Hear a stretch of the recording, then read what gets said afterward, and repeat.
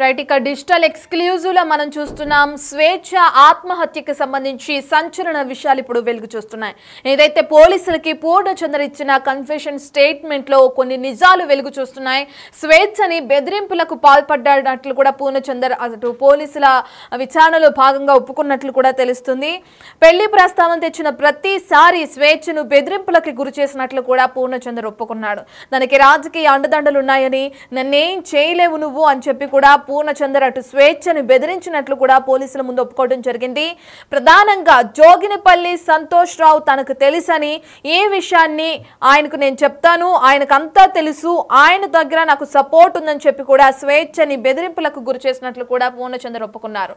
ఇంతకు ముందు వివాహమై ఉన్న స్వేచ్ఛని నీ భర్తకు విడాకులు ఇచ్చేసాయి, నేను పెళ్లి చేసుకుంటానని మాయ మాటలు చెప్పి నమ్మించిన పూర్ణచందర్ విడాకులు తీసుకుని వచ్చిన తర్వాత పెళ్లి చేసుకోకుండా ముఖం చాటేశాడు. ఇక దీంతో మనస్తాపానికి గురైన స్వేచ్ఛ ఆత్మహత్యకి పాల్పడింది. ఇక ఇదే స్టేట్మెంట్ ని అటు పోలీసుల ముందు ఇచ్చినట్లు కూడా పూర్ణచందర్ ఇప్పుడు మనకి తెలుస్తుంది.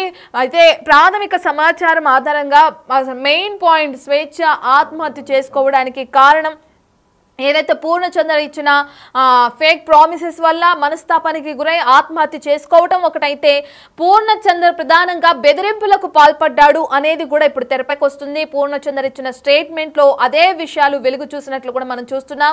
ఏదైతే రీసెంట్గా వీళ్ళిద్దరూ కూడా అరుణాచలం ట్రిప్కి వెళ్ళినప్పుడు కూడా ఇద్దరు అక్కడికి వెళ్ళి వస్తున్న సమయంలో కూడా ఇద్దరి మధ్య వాగ్వాదం జరిగింది. వారం కిందట అరుణాచలం వెళ్ళొచ్చిన ఇద్దరు తిరిగి వస్తున్న సమయంలో మళ్ళీ గొడవ పడడం జరిగింది. పెళ్లి చేసుకునేది లేదు అని పూర్ణచందర్ స్వేచ్ఛకి తేల్చి చెప్పడం జరిగింది. ఇక ఆ బాధని తట్టుకోలేక ఒక పక్కన ఉన్న భర్తకి విడాకులు ఇచ్చి రావాలి అని చెప్పి కూడా ఎంతగానో ఫోర్స్ చేసిన పూర్ణచందర్, బెదిరింపులకు పాల్పడ్డ పూర్ణచందర్ విడాకులు ఇచ్చి వచ్చిన తర్వాత పెళ్లి చేసుకోను అని ముఖం చాటేయడంతో స్వేచ్ఛకి ఒక్కసారిగా మనస్తాపానికి గురై ఏం చేయాలో తెలియక ఆత్మహత్య చేసుకున్నట్లు కూడా పోలీసుల నిర్ధారణకు వచ్చారు. ఇక పూర్ణచందర్ ఇచ్చిన స్టేట్మెంట్ లో భాగంగా, నేను స్వేచ్ఛని బెదిరింపులకి పాల్పడ్డాను, బెదిరించాను కాబట్టే తను భయానికి గురైందని కూడా చెప్పుకోవచ్చు. ఒక విధంగా మనస్తాపానికి గురై ఈ విధంగా ఆత్మహత్య చేసుకుంది అని చెప్పి కూడా పూర్ణచంద్ర తన స్టేట్మెంట్ లో పోలీసులకు వెల్లడించడం జరిగింది. అసలు పూర్ణచంద్ర స్టేట్మెంట్ లో ఇంకా ఎటువంటి అంశాలు ఉన్నాయి, ఏ విషయాల గురించి అటు పోలీసుల ముందు పూర్ణచంద్ర ఒప్పుకోవడం జరిగింది, ఈ డీటెయిల్స్ అన్ని అందించడానికి మా ప్రతినిధి సాగర్ అందుబాటులో ఉన్నారు. రైట్ సాగర్, అందరూ అనుకున్నట్లుగానే స్వేచ్ఛ మృతికి పూర్ణచంద్రే కారణం అనేది తన మాటల్లో ఒప్పుకోవడం జరిగింది. పోలీసుల ముందు ఏదైతే స్టేట్మెంట్ ఇచ్చారో పోలీసులకి, అందులో భాగంగా నేను స్వేచ్ఛని బెదిరించాను అని చెప్పి కూడా అంటున్నారు. కేవలం పూర్ణచంద్రైనా, పూర్ణచంద్ర వైఫ్ హస్తం కూడా ఇందులో ఏమన్నా ఉందా? అదే విధంగా రాజకీయ అండదండలు ఉన్నాయి, నన్నేం చేయలేమని చెప్పి కూడా పూర్ణచంద్ర స్వేచ్ఛను బెదిరించినట్లు కూడా తెలుస్తుంది. మరి ఆ కోణంలో కూడా విచారణ జరిగించే అవకాశం ఉందంటారా పోలీసులు? డీటెయిల్స్ ఏ విధంగా ఉన్నాయి?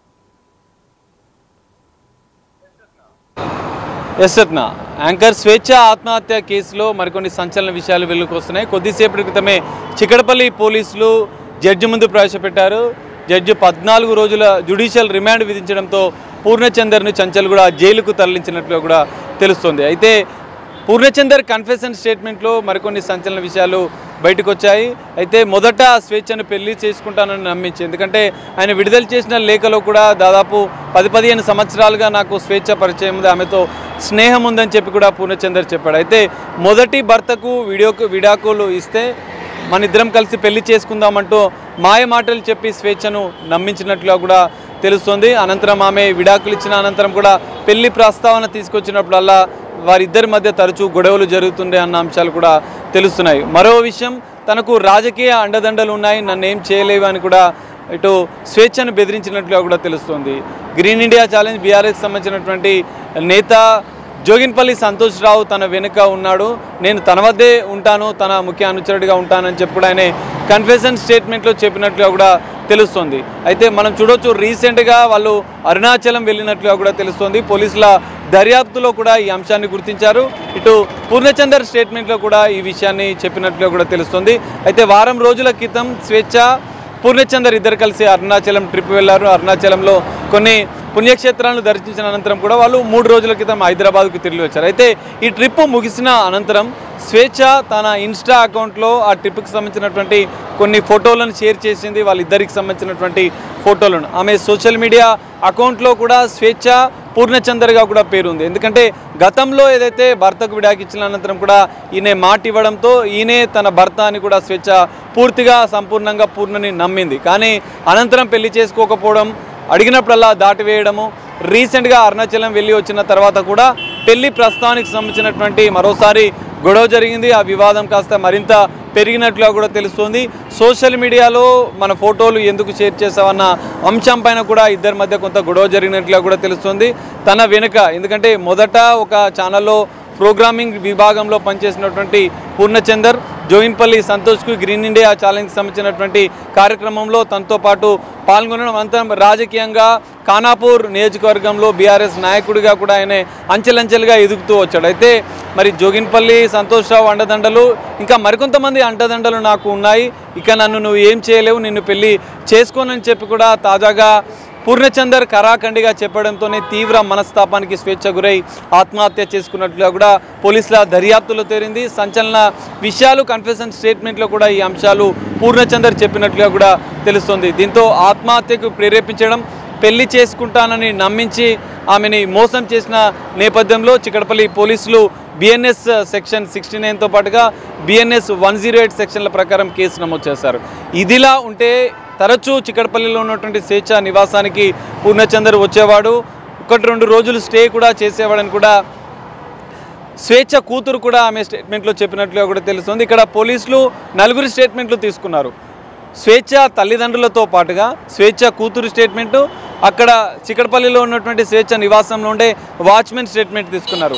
ఆత్మహత్యకు సంబంధించినటువంటి వెనుక మోసం చేసినటువంటి కేసులో పూర్ణచందర్ ఉన్నట్లుగానే మొదట అందరూ భావించారు. కానీ మరో సంచలన విషయాలు కూతురు స్టేట్మెంట్లో బయటపడింది. తనను ఇంటికి వచ్చిన ప్రతిసారి అసభ్యకరంగా తను ప్రవర్తించేవాడు, అసభ్యంగా తనపైన కొంత దుర్భాషలు ఆడేవాడు, కొన్ని విషయాల పట్ల కూడా కొంత ఆమె కొన్ని అంశాలు కూడా స్వేచ్ఛ కూతురు పోలీసుల స్టేట్మెంట్లో చెప్పింది. దాని ఆధారంగా పోలీసులు పోక్సో కేసు 2 ఎఫ్ఐఆర్లు నమోదు చేశారు. ఆత్మహత్య ప్రేరేపించిన విషయంలో 2 సెక్షన్ల ప్రకారం 1 ఎఫ్ఐఆర్ నమోదు చేస్తే స్వేచ్ఛ కూతురు ఇచ్చిన స్టేట్మెంట్ ఆధారంగా అసభ్యంగా పూర్ణచందర్ తనపై ప్రవర్తించిన నేపథ్యంలో తన కూతురు స్టేట్మెంట్ ఆధారంగా పోక్సో యాక్ట్ ప్రకారం కూడా కేసు నమోదు చేశారు. ఈ 2 కేసుల నేపథ్యంలో పూర్ణచందర్ను జడ్జి ముందు కొద్దిసేపటి క్రితమే ప్రవేశపెట్టడం, జడ్జి 14 రోజుల జ్యుడిషియల్ రిమాండ్ విధించడంతో చంచల్గూడ జైలుకు తరలించారు. ఇదిలా ఉంటే ఆయన లేఖలో మనం ఒకసారి పరిశీలిస్తే ఎక్కడ కూడా ఒక పాశ్చాత్తాపం లేకుండా స్వేచ్ఛ తల్లిదండ్రులపైన ఆరోపణలు చేస్తున్నట్లుగా కూడా మనకు లేఖ ద్వారా అర్థమైంది.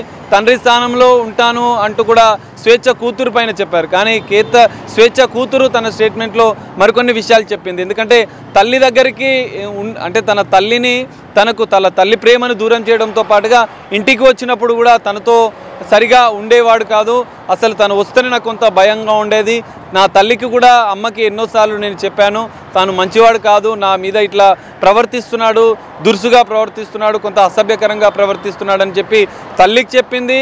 అమ్మమ్మ తాతయ్యలకు కూడా ఇటు స్వేచ్ఛ కూతురు చెప్పింది. సో అప్పుడంతా మామూలుగానే అనుకున్నారు. కానీ స్వేచ్ఛ పూర్తిగా నమ్మింది, పెళ్లి చేసుకుంటాడని కూడా చివరి వరకు నమ్మింది. అరుణాచలం ట్రిప్పు వెళ్ళి వచ్చిన అనంతరం కూడా ఈ వివాదం పెద్దదైంది. అనంతరం గొడవ అయింది. సోషల్ మీడియాలో పోస్టులు పెట్టడం, సోషల్ మీడియాలో ఫోటోలు తాజాగా 2 రోజుల ముందు, ఎందుకంటే ఆత్మహత్యకి 1 రోజు ముందు ఆ ఫోటోలను షేర్ చేసింది, కొన్ని కొటేషన్లు కూడా పెట్టిన పరిస్థితి. సో దీనిపైన కూడా ఒక గొడవ జరిగినట్లు కూడా తెలుస్తుంది.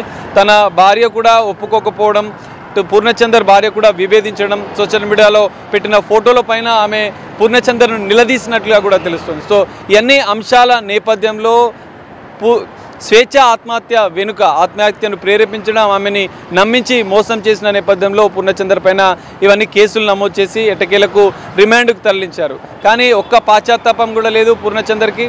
స్వేచ్ఛతో 5 సంవత్సరాలుగా 15 సంవత్సరాలుగా స్నేహం ఉందన్న పూర్ణచందర్ తన లేఖలో ఎక్కడా కూడా కొంత బాధను కూడా వ్యక్తం చేయని పరిస్థితి. స్వేచ్ఛ అనేక సంవత్సరాలుగా నమ్ముతూ వస్తుంది, తనతో రిలేషన్లో ఉంటూ చివరిగా తనను పెళ్లి చేసుకుంటాడని నమ్మింది. కానీ ఆయన రాజకీయ అండదండలతో, ఎందుకంటే ఒక ప్రోగ్రామర్ స్థాయిలో నుంచి ఆయన రాజకీయంగా ఒక్కొక్క అడుగు ముందుకు వేస్తూ ఆయన ఒక రాజకీయ నేతగా ఎదిగాను, నా వెనుక ఎంతోమంది రాజకీయ నేతల అండ నాకుంది, ఇక నన్ను నువ్వు ఏం చేయలేవు స్వేచ్ఛ, ఇక నువ్వు నాతో ఉండాలన్న ఉద్దేశాన్ని కూడా మర్చిపో అని ఆమె పూర్ణచందర్ స్వేచ్ఛకు తేల్చి చెప్పినట్లు తెలుస్తుంది.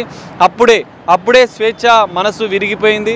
ఇక తను నన్ను ఇంకా చూసుకోలేడు, తనతో నేను కూడా ఇక నుండి ఉండలేను నాన్న అని కూడా స్వేచ్ఛ తన తండ్రికి చివరిగా చెప్పింది. ఏదైతే ఘటన జరగడానికి 2 రోజుల ముందు కూడా తన తండ్రికి అన్ని విషయాలు బాధలను ఇక పూర్ణచంద్రతో ఉండలేను, నన్ను తీవ్రంగా మోసం చేశాడు నాన్న, నేను కూడా డైరెక్ట్గా మీ అందరితో వచ్చి మాట్లాడలేను, నేను ఆఫీస్కి వెళ్తాను, ఇక మీరు వాడితో మాట్లాడండి, ఇక వానితో ఇంకా నేను ఉండలేను అని చెప్పి కూడా స్వేచ్ఛ తేల్చి చెప్పింది. కానీ ఈ మధ్యలోనే ఒక దారుణమైన నిర్ణయం స్వేచ్ఛ తీసుకుంది. అనంతరం ఆమె తన కూతురిని అనాథ చేస్తూ ఆమె ఉరివేసుకొని ఆత్మహత్య చేసుకుంది. కానీ ఏదేమైనా పోలీసులు ఇంకా పూర్తిస్థాయి దర్యాప్తు చేస్తున్నారు.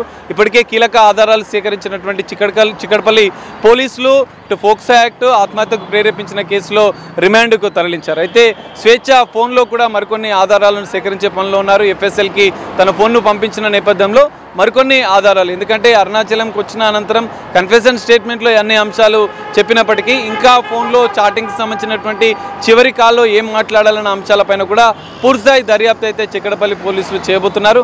ఏదేమైనా స్వేచ్ఛ మరణం జర్నలిస్టు యావత్తు లోకాన్ని కొంత బాధను మిగిల్చింది. యావత్తు వాళ్ళ తల్లిదండ్రులకు తీవ్రని విషాదాన్ని మిగిల్చింది. ఎంతో ధైర్యశాలిగా జర్నలిస్టుగానే కాక సామాజిక చైతన్యంతో ఉన్న ఒక జర్నలిస్టు, మహిళా జర్నలిస్టు ఉన్నఫలంగా మధ్యలోనే అందరినీ వదిలేసి వెళ్ళిపోవడం ఎంతో బాధాకరం అంటూ కూడా తెలుస్తుంది. సో పోలీసుల దర్యాప్తులో ఇంకా మరిన్ని అంశాలు కూడా తెలుస్తాయి. రిమాండ్ రిపోర్ట్లో కూడా ఇంకా ఏ అంశాలు ఉన్నాయనేది కూడా మనం చూడాల్సిన పరిస్థితి కనిపిస్తుంది. రత్న.